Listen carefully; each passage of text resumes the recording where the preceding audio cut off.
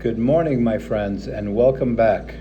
This show is predominantly set up for people over 50, people getting older, but prepare your children and your grandchildren as life comes about. If you're a grandparent or a single parent, kids when they're little, 2, 3, 4, 5 years old, that's the best time to subject them to other languages, even if you don't speak it. Put it on TV, let them have a learning experience, learn Russian, Spanish, Hebrew, anything. When children are small, they're sponges, they're scientists, they're out exploring the world. They have to learn that the stove is hot. They have to learn that the water is cold. They need to learn all these things. All you do is guide them. Try not to shut down their thinking by telling them no, no, no. If you tell them no all the time, it's going to shut off their propensity to be a scientist and to explore, because they're going to think, oh, that's bad because they told me that it's bad. But it's technically a learning curve. Always keep them close to you and whatever, and let them do what they think. This is my little Frosty the Snowman coffee cup, just a little bit of coffee left. So let them explore, let them do fun things. My kids, when they were younger, like my youngest, I have 3 boys and a girl. She was a lot smaller than them. At the age of 2.5, 3, 4 years old, after a long ride going to visit the grandparents or whatever, she would just come up to me, because we drove in these large conversion vans where somebody even 6 feet tall could stand inside of them. I wanted them to be comfortable, but I mostly wanted the wife and the kids to be safe. So I had these big condo-sized vehicles to get them around from point A to point B. And she would come up to me and she would touch my face and say, "Dad, don't forget to pay the insurance on the cars." After having a 300-mile round trip to go visit the grandparents and back, this is what she would say. So she's listening to everything as it's happening real time. And she's also the protector of her brothers. She's got 3 older brothers. The oldest one, Roland, Kyle, and Zachary, are gigantic people. The oldest is like 6'3", the second oldest is like 6'6", and the youngest is 6 foot, same size as me. And they're all very muscular, athletes their whole lives. They were out playing Monday to Sunday, and basically I kind of regret sending them to school. I didn't know about homeschooling back then. I feel it was kind of like a babysitting place where you're actually sending them to school so the mother and father could go to work. I mean, it's a great thing for them to do. It's a great, wonderful place for them to be. But it's a little moist out here again today. I got a few things I got to do. I got to run around. And I also got to get myself set up for indoors. I got to get my computer set up in the office with camera. I finally got my computer on after 2 years. I couldn't even remember the password. I'm not a computer guy. I can build a house from the ground up, but I'm not good at anything else. So back to being a grandparent. So always keeping in touch with them, getting them gifts, but not too much, is also very beneficial. Once they're adolescents, 8, 9, 10 years old, by that time, you got to start talking to them. Do you want to be a scientist? Do you want to be a professor? Do you want to be a cop? Do you want to be a businessman on Wall Street? So YouTube is such a wonderful tool to get people involved in whatever it is that they want to do. It's such a learning curve. I've been going to doctors for 20-something years, believing everything they were telling me. I self-educated myself on YouTube, got my A1C down, got my cholesterol down.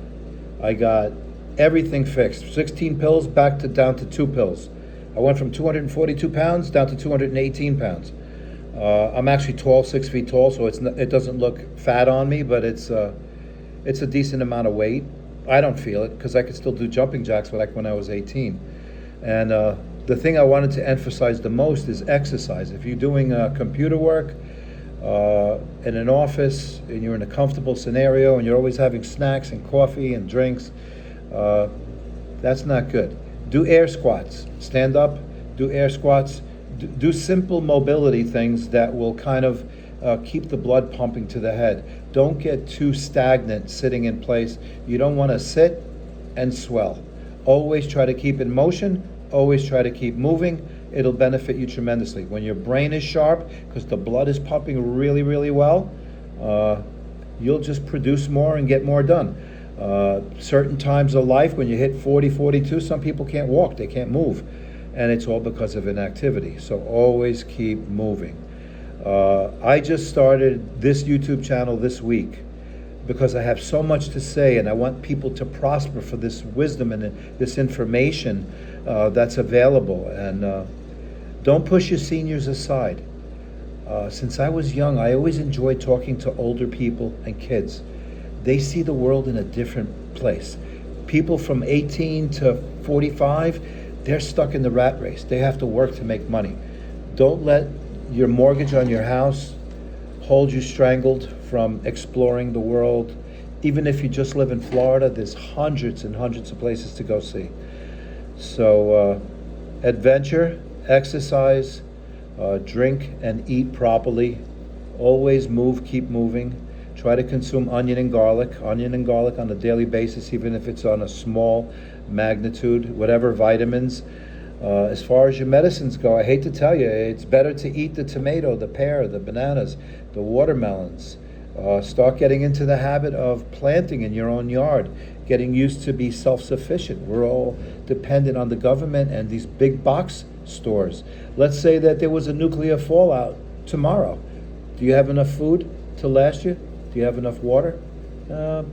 People are not prepared. They think that everything is going to remain the same. And I can tell you from experience, that's not the case. When you have a magnificent brain in charge and your life is wonderful, just sit back and relax and enjoy it. Don't listen to outsiders whispering in your ear, oh, your husband's bad. Oh, your wife is bad. Those people are never going to have a good life. They're always going to judge others. Don't listen to people that are judging other people. Listen to people that are lifting other people. Grandparents. I meet old people. When I was in business since I was like 21 years old, and I met the most magnificent people in the inner cities. I would ask them stories about, like, how was it growing up in North Carolina when you were a kid? And they would tell me, and a smile would come on their face, and they would tell me about how their grandparents treated them and how they cooked for them, and it just brought a segment of their lives out. Let me give you a real brief scenario. I always have a room for rent in my house for the last 20 years, but I have only taken in 5 people. One of the couples that I really admired and took in, she was 65, he was 90. They never actually told me that he was going into a hyperbaric chamber. He needed it to make his body feel better. He was constantly depressed. She actually still let him drive. And then I told her, I says, that's enough with him driving. So I guess this a little bit what I'm trying to do here, it was already kicking in there, trying to tell them how to make a better life for themselves. They were going to stay for 2 months, and they left after 2 weeks. And I found out on the day they were leaving, the reason why they were leaving is because he had claustrophobia, and he didn't want to go in the hyperbaric chamber. I said, wow, why didn't you tell me? I would have went in with him, even if I had to pay, so he can get better. So he was telling me about his Navy days and the name of his ship. So I went on YouTube again. YouTube is the big rescue ranger in the sky. And I put in the name of his ship, and they showed the ship on the condition it was in when he was in the Second World War. So he started crying. He was amazed. He was like, wow, where did you find this? And this is the bunk where me and Scotty had a bunk right above this, and he could tell me everything about it. The wife was amazed by him popping out of his depressed shell because he's living in the past, but in a good moment of a time of his life that was actually really, really, really a good time in his life, even though he was at war. When you're young, you don't know you're at war. Everybody has a lot of testosterone in their system. Men and women, kids, grandparents, everybody helped during the Second World War. They went scrapping for metal, wood, whatever they needed to build battleships to fight evil is what this planet's been doing since the beginning of time. Now there's a lot of chaos going on today also. So we got to live through that and hope the president can iron things out. And a little bit by little, we can restrain all the bad people from doing harm to others. As far as religious people attacking each other, that makes zero sense to me. So I was just checking in to let you guys know to have a wonderful day. It is super hot and muggy and hot out here in Central Florida. And I want to wish all you grandparents out there a wonderful weekend. All you dads that stuck around are super amazing for decades. Happy Father's Day to all of you guys. And happy Mother's Day every day, because moms, their job is just amazing. It never ends. Women are amazing. The most amazing people in my life were in my family. My mom was the most amazing angel that I've ever met, and I didn't even know it. And I'm not saying that because she's my mom, but until the very end, all she did was care about everybody in her family, like 45 to 50 relatives. Okay, you guys go out, have a good day, a good weekend, and check in, set the notification. If you have any questions about anybody in any age group, my teenagers, oh my God, they were so good. I mean, they were always so respectful. We would go traveling across the country, and always the elderly people, the grandmas and the grandpas would come over to the mom of the kids, and they would say, my God, these children are so well behaved, how do you do it? And she would just point to me, him. They just respect him. And that's basically it. They never got hit. I think the oldest got hit twice. The youngest boy got hit once. My second oldest never got hit ever. My daughter, she was like the mafia. She was like an alarm system. She would go, oh, she would make a noise like that, and I would come to her rescue and give her whatever she wants.